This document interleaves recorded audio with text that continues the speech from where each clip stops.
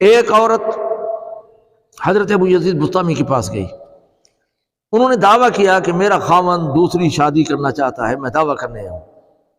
حضرت ابو یزید بستامی نے فرمایا کہ شرعی طور پر جب دوسری شادی کرنا جائز ہے تم نہیں روک سکتی، آج بھی ہے، 4 تک اجازت ہے، لیکن شرط یہ ہے کہ عدل و انصاف کرے، نان نفقے کے اندر، وقت دینے کے اندر برابری کرے، اور جو انسان برابری نہیں کرے گا قیامت کے دن اس کا ایک سیٹ مارا ہوگا، وہ کھڑا نہیں ہو سکے گا، لوگ اس کو روندیں گے اور یہ ذلیل ہوگا۔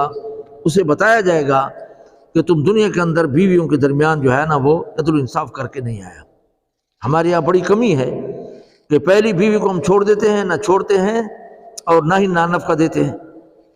اگر پہلی شادی کے بعد دوسری شادی کی تو 3 راتیں مسلسل اس کو دینا ضروری ہے، پھر اس کے بعد عدل و انصاف کرے گا۔ حضرت عبد الرحمن بن عوف رضی اللہ تعالیٰ عنہ کی 2 بیویاں تھیں، طاعون کی بیماری آئی اور وہ جو ہے نا فوت ہو گئی، تو ان کو غسل دیا اور اس کے بعد قبر تیار کی، تو قرآن اندازی کی، جس کا پہلے قرآن نکلا اس کو پہلے قبر کے اندر دفن کیا، اور جس کا بعد کے اندر قرآن نکلا اس کو بعد کے اندر دفن کیا۔ مرتے دم تک بھی عدل و انصاف کرتے رہے، ظلم و زیادتی نہیں کی۔ اگرچہ امام الانبیاء صلی اللہ علیہ وسلم پر یہ واجب اور فرض نہیں تھا، لیکن بیویوں کی دلجوئی کے لیے وہ جو ہے نا قرآن اندازی کرتے تھے، جس کا قرآن نکلتا تھا اس کو جہاد میں ساتھ لے جاتے تھے۔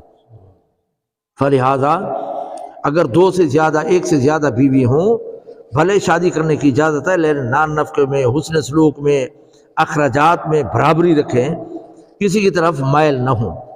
حضور اکرم صلی اللہ علیہ وسلم برابری کر کے بھی دعا مانگتے تھے کہ یا اللہ جو میری قدرت میں ہے میں نے عدل و انصاف کر دیا، جو میری قدرت میں نہیں ہے، دلی محبت، وہ میری قدرت میں نہیں ہے، مجھے مواخذہ نہ فرمانا، مجھے نہ پکڑنا۔ حضور دعا کرتے تھے۔ فلہذا 1 سے زیادہ شادی کرنے کی اجازت ہے، لیکن عدل و انصاف، نان نفقہ، حسن سلوک برابر رکھنا فرض اور واجب ہے، ورنہ نہیں کر سکتا۔ قرآن کے اندر آتا ہے کر رہا 4 تک فَانكِحُوا مَا طَابَ لَكُم مِّنَ النِّسَاءِ مَثْنَىٰ وَثُلَاثَ وَرُبَاعَ فَإِنْ خِفْتُمْ أَلَّا تَعْدِلُوا فَوَاحِدَةً۔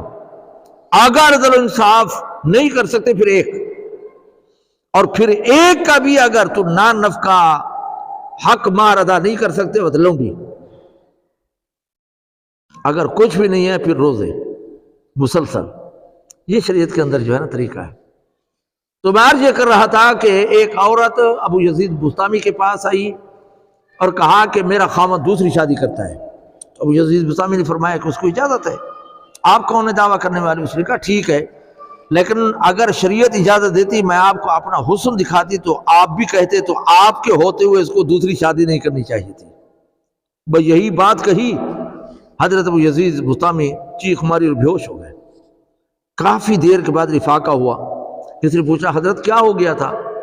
انہوں نے کہا کہ یہ فانی عورت، فانی حسن و جمال، یہ اپنے حسن کی وجہ سے دوسرا شریک، سوکن شریک نہیں برداشت کرتی، تو اللہ تعالیٰ جو واجب الوجود ہے، قادر مطلق ہے، وہ بھی اپنا شریک برداشت نہیں کرتا۔ سمجھ آ گئی ہے نا؟ تو اس لیے انسان کو چاہیے کہ انسان اللہ کی ذات کا انکار نہ کرے، خاص کر شرک سے بچے۔ یہ لمبا موضوع، میں اس طرف نہیں جانا چاہتا، تو پہلے نمبر پر